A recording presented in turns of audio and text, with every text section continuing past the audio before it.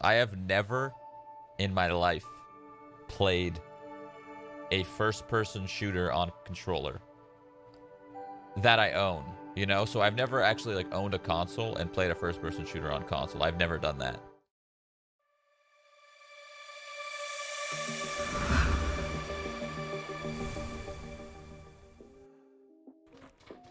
If you had full control of the industry, how or would you change how we see gaming? You're not gonna like my answer.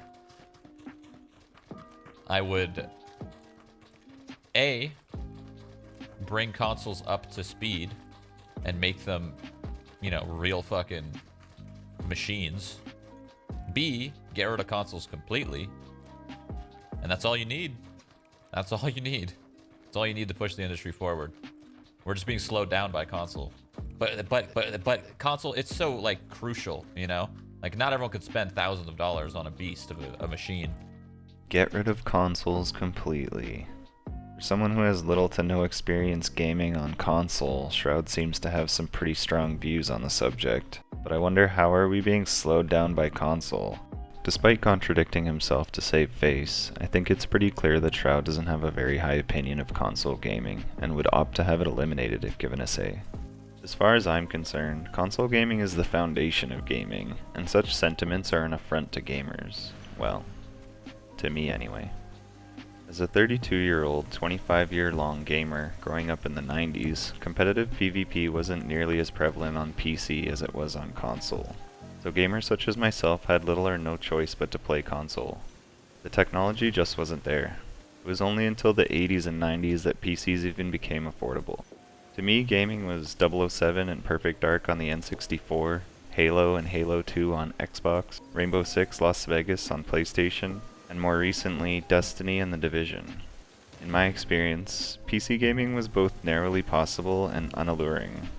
The only game I can think of that was relevant as a competitive PvP experience on the PC by the time I matured as a gamer is still almost the only game that's relevant today, and that's Counter-Strike. Just to give you some perspective, my brand new mid to high-end PC in 2004, manufactured the same year, had a 1-core, 2-thread processor, and 500 megabytes of DDR2 RAM, up to 1 gigabyte with 4 slots. It's only now as an adult that I'm able to afford a true PC gaming experience. So where does this attitude toward console gamers come from? Did you see the buff on aim assist on Fortnite? No.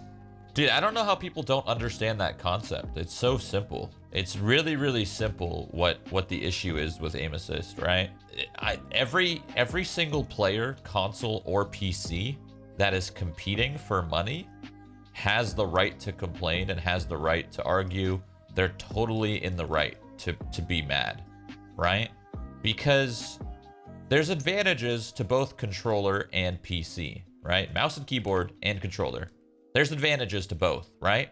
The fact that there's an advantage of controller versus mouse and keyboard, and the other way around, mouse and keyboard has an advantage over controller. The fact that those two things exist and both can have advantages towards one another makes no fucking sense that it's even in place to have any sort of competition for money at all.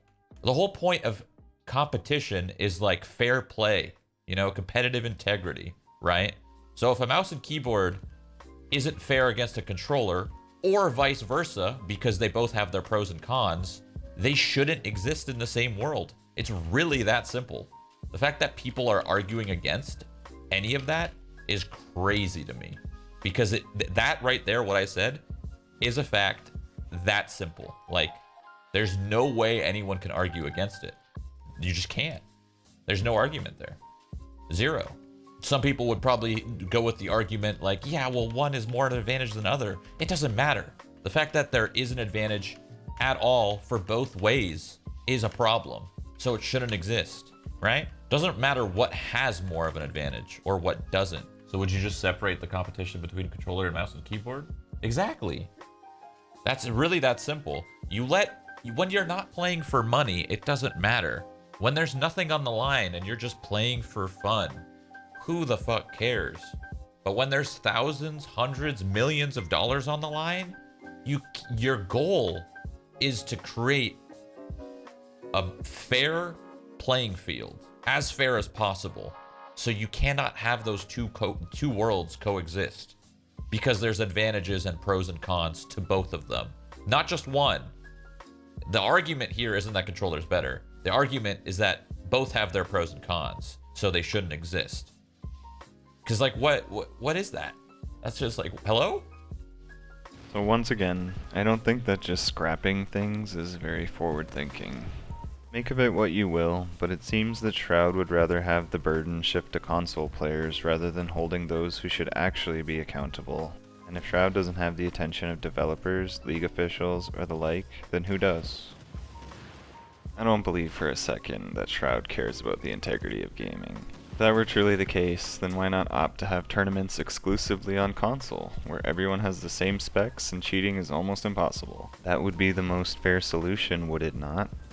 I think what's really happening here is that Shroud and the powers at large in the community would rather like to square the market for a more exclusive and refined product. What do you think? Is console gaming a problem? Let me know in the comments below.